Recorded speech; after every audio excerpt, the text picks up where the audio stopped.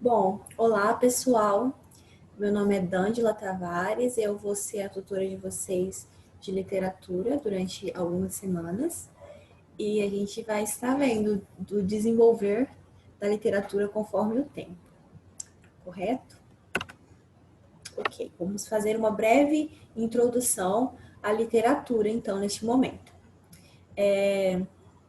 A literatura ela tem uma grande relação com a história. Ela é interligada com a história. Por quê? Porque ela é a expressão do pensamento do homem de acordo com o período em que ele vive. Ou seja, a literatura, as escolas literárias vão mudando conforme a história vai mudando e o homem vai evoluindo, os pensamentos também vão evoluindo com o tempo e com isso as escolas literárias também vão evoluindo. Por isso que acredita-se que a literatura está em consonância com a história, porque ela está nessa constante evolução e juntamente com a história, conforme a história evolui, a literatura também evolui através das escolas literárias, que expressam o pensamento de cada homem, de cada cidadão naquela época. O trovadorismo vai expressar o pensamento dos cidadãos daquela época e assim consequentemente. Agora eu vou falar um pouco sobre as escolas literárias que nós vamos estar trabalhando durante essas semanas que vão se findar. Primeiramente, a aula de hoje vai ser sobre trovadorismo, que nós estaremos adentrando daqui a pouquinho. E depois teremos humanismo, o quientismo, que não necessariamente é uma escola literária, mas ele é um período literário muito importante. O classicismo, barroco, arcadismo, romantismo, realismo, naturalismo, parnasianismo, simbolismo e modernismo. Se nós tivermos tempo, também vamos estar vendo o pré-modernismo.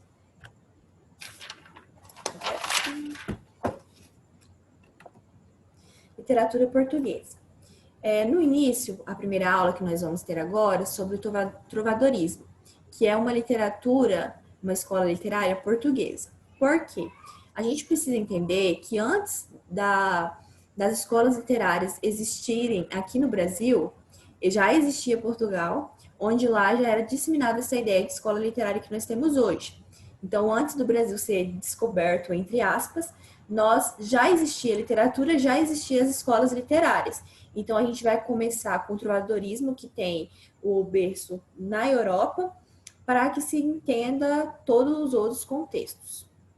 E, como eu disse anteriormente, só reforçando, a história evolui e o pensamento do homem se transforma junto com a história. E a escola literária também vai mudar juntamente com todo esse processo.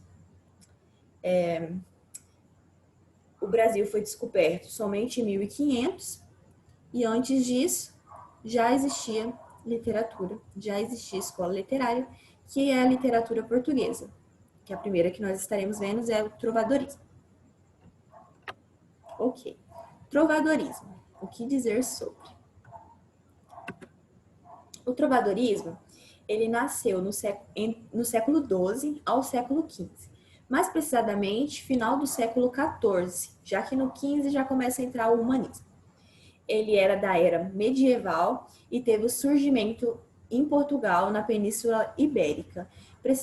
Precisamente em Portugal, o sul da França e um pouco da Espanha também. Foi bem influenciado pelo trovadorismo. No contexto histórico da época, era o surgimento de Portugal. Portugal tinha acabado de se desvincular do Império Romano e contexto do surgimento de Portugal. E ele também teve os primeiros escritos, a partir de então, propriamente dele. Era um período de feudalismo também, teocentrismo muito forte, que no caso é Deus no centro, ou seja, a influência da Igreja Católica na época era muito forte, o clero tinha muito poder juntamente com a nobreza, e eles tinham muita influência sobre o rei da época, que acreditava-se que o rei ele era um representante de Deus na Terra, que não poderia ser destituído do poder nem reivindicado ou algo do tipo. Ele era o representante de Deus aqui e a gente também se depara com o absolutismo. E um período também de expansão marítima muito forte, conhecer novos horizontes. Afinal de contas, o comércio de Portugal começou a se expandir pelo continente europeu através do mar. Então, ele era muito forte o comércio nessa questão da expansão marítima. A produção literária da época, ela era produzida pelo clero, pela igreja e pelos mais ricos, pela nobreza também. Então, a produção da época que a gente conhece hoje em dia, literária, do trovadorismo, foi produzido pelos mais ricos, que é quem tinha escolaridade na época, já que não era uma coisa disseminada para toda a população.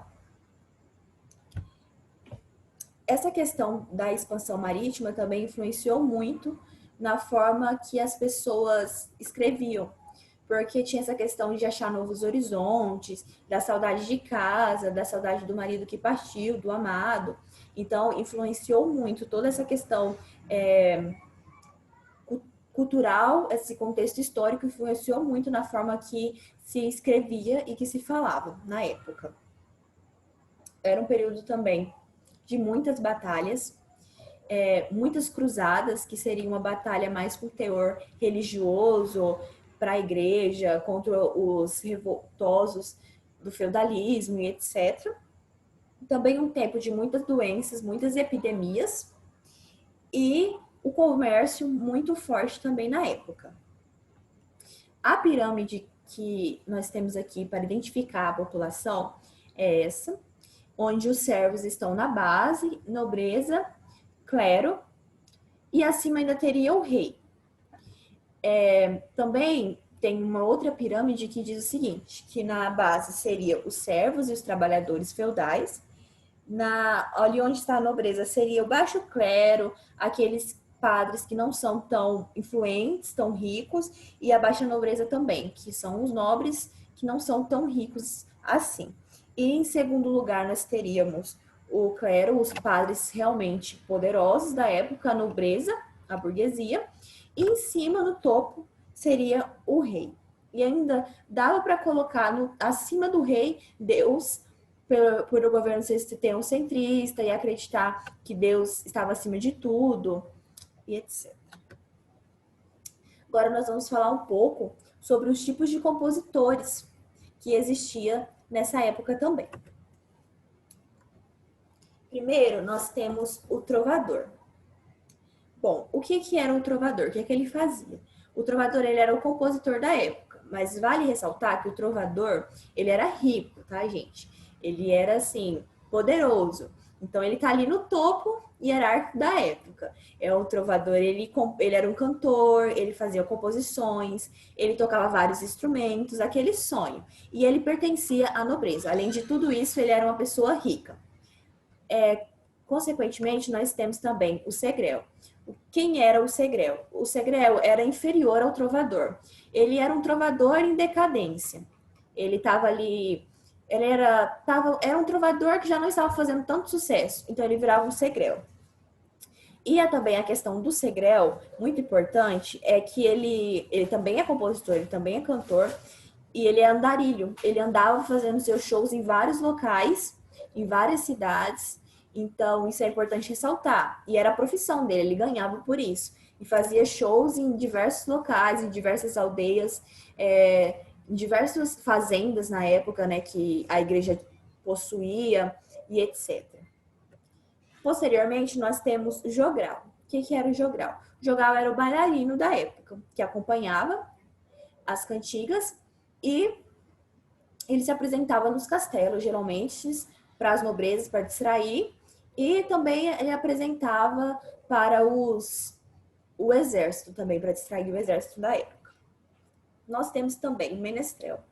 O menestrel era de uma outra classe social, ele era inferior a todo mundo. Então, já tem uma diferença aí. O trovador, ele era de uma classe social alta, ele pertencia à nobreza, e o menestrel, ele seria ali pobre. E ele também se apresentava com composições e nos castelos. Porém, ele era de uma classe inferior, então nem sempre ele era o centro das atenções nos shows, né? E juntamente com o menestrel, tinha a soldadeira, que seria uma mulher que acompanhava o menestrel e cantava junto com ele. Às vezes ela também dançava para distrair o exército e outras pessoas. E também pobre, ela era uma mulher, né? Uma dançarina da época, que andava junto com o menestrel. Agora a gente vai para os gêneros literários do trovadorismo. Bom, gêneros literários, nós temos cantiga de amor, cantiga de amigo. Nos gêneros satíricos, nós temos a cantiga de escárnio e a cantiga de maldizer. Com certeza vocês já devem ter tido contato com isso no primeiro ano, mas vale a pena relembrar, né? Bom, por que cantigas da época? Esse fato eu acho muito interessante, inclusive. É cantiga porque na época, como eu disse anteriormente, as pessoas não eram escolarizadas, não tinha essa questão de todo mundo ter o conhecimento, todo mundo ter o acesso à leitura, acesso a livros, acesso à alfabetização da época. Então, o que eles faziam para resolver esse problema e para ficar uma coisa mais acessível também aos outros? Eles cantavam os seus poemas, então escreviam, geralmente, como eu disse anteriormente também, a nobreza que possuía esse poder, né, de, por exemplo, o trovador, de compor e de cantar, e eles compunham, faziam seus poemas e colocavam ritmos nesses poemas e usavam os instrumentos para isso.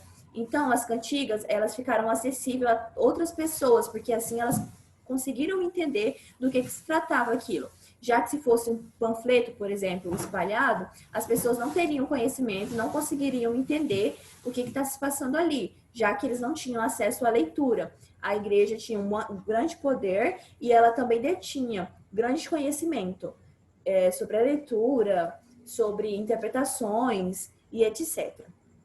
E agora a gente vai falar então um pouco sobre cada cantiga dessa. Eu vou tentar explicar para vocês. Primeiramente, a cantiga de amor, que é ali dos gêneros líricos. Cantiga de amor. Ok. Primeiramente, nós temos o sujeito, correto? O sujeito, ele era o quê? Ele era um homem que buscava a mulher perfeita. Era um eu lírico masculino. E já o objeto seria a mulher perfeita. Era aquela mulher linda, aquela mulher perfeita, tanto moralmente, socialmente e fisicamente. Ou seja, socialmente falando, ela não tinha assim, não tinha do que ter vergonha daquela mulher. Ela não tinha defeitos diante da sociedade. Ela era uma mulher pura, ela era uma mulher perfeita aos olhos de quem escrevia aquele poema. Fisicamente também era uma mulher bela. Inclusive, muitos poemas da época, muitas cantigas, retratam com a pele rosada, cabelos longos e etc. E moralmente seria essa coisa da mulher que não tem defeitos, não tem o que dizer dessa mulher. Não tem críticas a se fazer essa mulher. Ela é pura, ela é bondosa, ela é caridosa e socialmente ela é rica, ela é de nobreza e consequentemente inalcançável para esse autor, esse eu lírico masculino do poema. E as características do sujeito. Ele era um sofredor, aflito, enlouquecido, coitado, jogado às traças. Ele era, assim, aquela pessoa que sofria desesperadamente por um amor impossível. Já as características do objeto, que seria a mulher, ela é aquela mulher idealizada. Mulher perfeita, a mulher inalcançável, a mulher dos sonhos. E nas expressões dos sentimentos, o eu lírico masculino, o sujeito, vai expressar um amor muito grande pelo objeto, porém que não vai se concretizar nunca, que é uma coisa inalcançável aos demais. Então é aquele amor impossível, aquele amor platônico da vida. E o cenário é o brilhante da corte. Por quê? Porque a mulher, ela é rica, ela é de nobreza. Então, geralmente, o ambiente vai ser na nobreza, nos castelos, lugares de gente rica mesmo da época. Ok? Agora, um exemplo de uma cantiga onde ele retrata isso, que eu vou ler para vocês. A dona que eu amo e tenho por senhor, amostra-me a Deus, se vos em prazer for, se não dá-te-me a morte. E ele está dizendo o quê? Que essa mulher, ela é como se for, ela é perfeita para ele. Que ou ela vai estar perto dele, ou ele pode morrer sem essa mulher. Se ele não tiver essa mulher, ele vai morrer. Não tem vida para ele. Aqui tenho eu, lume desses olhos meus, e porque choram sempre, amostra-me a Deus, senão eu vou morrer. Senão, dá-de-me a morte. Quer dizer que ele só tem olhos para essa mulher, e esses olhos sempre choram. Ele pede para essa mulher estar perto dele, senão ele vai morrer. De qualquer forma, sem essa mulher, ele não consegue viver. Essa que vos fizeste melhor parecer, de tanta sei. Ah, Deus, faze-me haver, senão dá-de-me a morte. Ele pede a Deus que ela o veja, que ela o note, porque, dentre outras, ela é linda, ela se destaca entre as outras mulheres. Então ele pede para Deus para ela notar ele, senão ele vai morrer, senão ele prefere a morte. A Deus, que me a fizeste mais amar, mostra-me algo que possa com ela falar, senão dá-de-me morte. Ou seja, ele está apaixonado, ele acredita que Deus fez ele amar essa mulher, então ele pede para Deus que ele possa ter um conteúdo para conversar com aquela mulher, ter um motivo para conversar pelo menos um pouco com aquela mulher, senão ele pede para Deus que mate ele. E o muito importante, além da mulher idealizada, da mulher inalcançável que ele precisa ter, que mostra nesse poema, é a figura de Deus, que é muito forte, como eu já disse, o teocentrismo na época, Deus do centro. Então tem muitas cantigas que vai estar expressando Deus, pedindo a Deus, porque o teocentrismo era muito forte na época. Agora nós vamos para a cantiga de amigo. O sujeito. Quem é o sujeito na cantiga de amigo? O sujeito, ele é o eu lírico feminino. Porém, quem vai escrever esses cantigas é um homem. É como se fosse um homem se passando por uma mulher. Porque o poema vai ser melancólico, vai ser assim, o eu lírico do centro feminino, porém escrito por um homem. Porque na época as mulheres não tinham tanto acesso assim às cantigas, só os homens. E quem é o objeto? O objeto é o amigo, mas não um amigo fraterno, um amigo eros, um amigo namoro ali da época, que para eles tinha o mesmo significado ali dizer amigo, mas era um amigo namorado. E quais seriam as características desse sujeito, que no caso é o eu lírico feminino? As características ela seria formosa, muito bonita, muito linda, muito bela, e ela é uma camponesa. Agora os papéis se inverteram, né? É uma mulher pobre que está escrevendo, uma camponesa dos lugares feudais da época. E qual seria uma característica marcante do objeto? Que é o amigo, que é o namorado. A característica é que ele seria um mentiroso, um traidor, mais lindo, mais assim, inesquecível na vida daquela mulher, porém não prestasse, digamos assim, porém fosse inesquecível mesmo assim na vida daquela mulher, ela não consegue largar ele. E quais seriam as expressões dos sentimentos?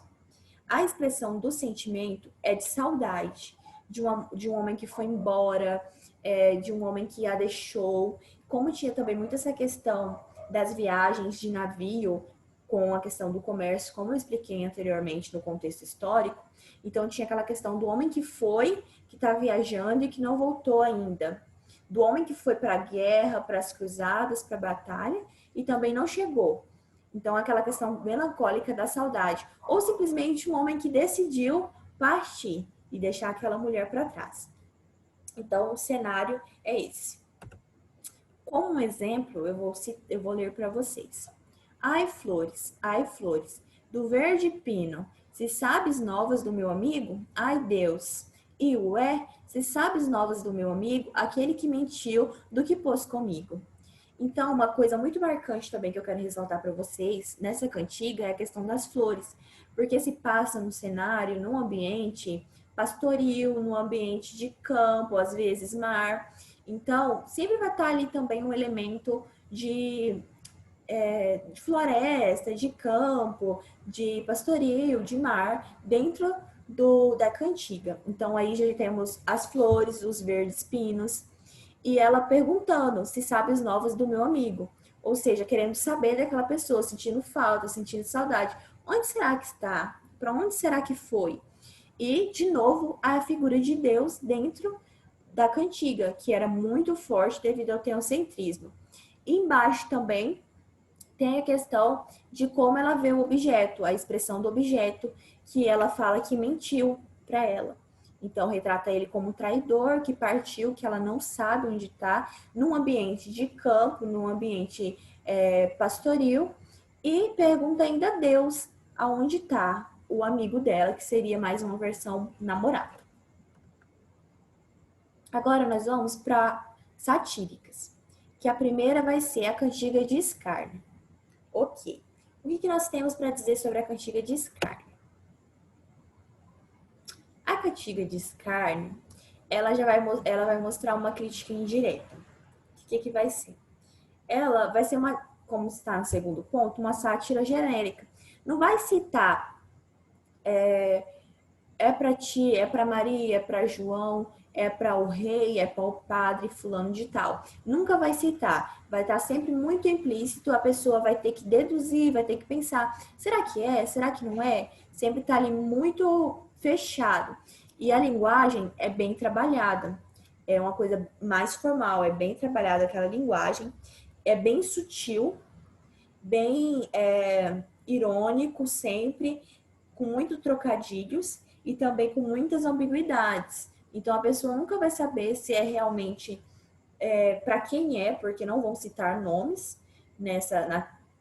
na cantiga de escárnio, e também nunca vão saber se está destinado a um grupo, porque é muito genérico, a linguagem vai estar sempre bem trabalhada e a gente vai ter muita ambiguidade também dentro das cantigas.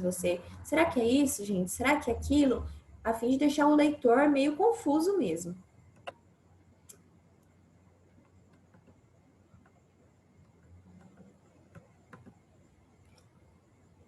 Vamos lá. Ai, dona feia, foste vos queixar porque vos nunca louvem em meu trombar, mas ora quero fazer um cantar, em que vos loarei todavia, e vedes como os quero loar, dona feia, velha e sandia. Ou seja, o que ele fala aqui? Sua feia, você foi se queixar que eu nunca falo de ti nas minhas cantigas. Você foi reclamar que eu não falo de você nas minhas cantigas. Mas então, agora, já que você reclamou, eu vou fazer então uma cantiga justamente para você e vou cantar pelo resto da minha vida. Que lá eu vou dizer: você é feia, você é velha, você não presta. Então, é isso. Não citou quem é a dona feia, mas a insultou com muita ambiguidade, com muita certeza, indiretamente a insultou. Ok, agora nós vamos para as cantigas de maldizer. A cantiga de maldizer. Que é bem diferente da de escárnio. Por quê? A cantiga de maldizer, ela é direta. Ela solta ali, ela vai citar, olha Dom Pedro, olha só João, olha só Maria. Vai colocar o nome ali, justamente para difamar para quem está se referindo àquele poema, para difamar a pessoa, para deixar a pessoa constrangida. Ele é bem mais direto, bem mais cruel, podemos dizer dessa maneira, né? E também ele tem uma linguagem muito trabalhada, igual a de Scarne, bem trabalhada. Ela sempre vai estar ali, sabe? Uma linguagem rebuscada também. E, como eu disse, revela o nome na intenção de difamar, na intenção de estressar, de fazer alguma coisa negativa contra a pessoa que é ali o foco daquela cantiga, né? Que tem que ter estressado muito. E vai ter, geralmente, não sempre, não é regra, mas geralmente possa ter agressões verbais através de palavrões da época. Então pode ter várias agressões verbais, mas não é uma regra que sempre vai ter, mas possa ser que tenha. Então vamos seguir com um exemplo de uma cantiga de maldizer. Do Dom Afonso X, o sábio. Vamos lá. Trovas não fazeis como Provençal, mas como Bernardo, o de Bonaval. O vosso trovar não é natural. Ai de vós, como ele e o demo aprendeste. Em trovardes mal vejo eu o sinal das loucas ideias incompreendentes. fala que ele galopa muito mal e cita ainda o nome dele, Bernardo Hugo de Bonaval. Então é para constranger. Tá dizendo assim, você é péssimo andando a cavalo, você é péssimo fazendo alguma coisa, você é isso, você é aquilo, mas citando, Maria, eu não gosto de você porque você fez isso, mas com a linguagem bem rebuscada, com a linguagem bem formal sempre. E o anterior, que é o de escárnio, ele tem mais ambiguidade, ele vai ter ali mais um humorzinho, uma ironia, vai ter mais assim, uma linguagem dessa forma. Inclusive, se fosse eu usaria o de escárnio e não o de mal dizer, porque fica muito claro, prefiro mais sutil. E o mal dizer, como eu disse, ele vai citar os nomes de cada um, que for destinado à cantiga, vai ser bem direto, não vai usar uma linguagem genérica, que pode ser, mas pode não ser, será que fulano vai entender? Então é bem assim, direto, né? E eu quero citar para vocês os principais autores dessa época tão importante. Ricardo Coração de Leão, Afonso Sanches, Dom Dinis I de Portugal, que é onde se passou grande parte, Pedro III de Aragão e João Zô. Então, gente, vamos recapitular sobre o trovadorismo. Ele se passou ali em Portugal, no sul da França e na Espanha, um pedacinho da Espanha, durante o século XII ao final do século XIV. Teve uma grande influência do teocentrismo e da igreja, um grande poder, lembrando que é uma época medieval, né? Então nós temos aí também o feudalismo muito forte, a atividade no campo muito forte, então os poemas também vão ser voltados a isso. Como Portugal estava com sua expansão marítima, então nós também teremos várias cantigas voltadas ao mar, à saudade do homem que foi e não voltou, que morreu em batalha também, em cruzadas, que era para conquistar, a igreja conquistar um poder naquela época também, conquistar território, conquistar fiéis principalmente. Então, nós temos grande influência da igreja. O rei era o representante de Deus. Temos também uma influência, uma certa influência da nobreza da época, o que é bem marcante, né? E, sobretudo, por que cantigas na época? Que eu já expliquei, mas eu vou dar uma retomada, uma pincelada. Cantigas porque não tínhamos escolaridade nessa época. Ou seja, a forma de se expandir essa cultura, de se conversar, de se interligar, seria cantando. E eles faziam os poemas, os que tinham escolaridade, que geralmente era a nobreza, e iam passando isso aos demais através da música, com seus poemas cantados, com ritmo perfeito, né? E a igreja detinha o poder do conhecimento nessa época, juntamente com a nobreza, então as pessoas não tinham mais esse acesso. E com isso nós temos a cantiga de amor, a cantiga de amigo, de escárnio e de maldizer, que são as principais ali da época. Eu quero indicar para vocês vários livros, conforme vão sendo os nossos conteúdos, né? Mas como cantigas não eram livros, né?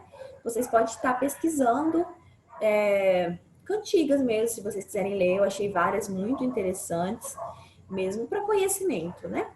E nas próximas aulas que tiverem livros, eu vou estar indicando livros para vocês que eu já li, ou livros que são muito fortes na época, para que vocês entendam melhor cada escola literária e cada gênero literário também dentro de cada escola. Então, é isso. O meme já diz tudo. Foi um prazer estar aqui com vocês nessa aula e espero que vocês tenham entendido. Então, até semana que vem e boas outras aulas. Tchau, tchau.